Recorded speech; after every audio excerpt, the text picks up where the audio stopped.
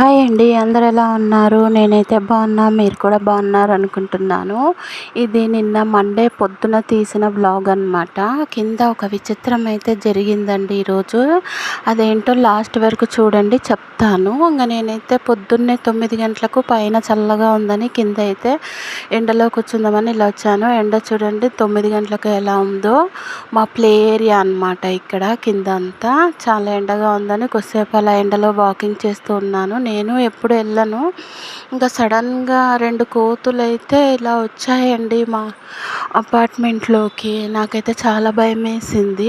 నేను వాకింగ్ చేసి అలా కొద్దిసేపు కూర్చున్నానో లేదో 2 కోతులు, పెద్ద కోతులు ఇలా నా పక్క నుంచి వెళ్తున్నాయి.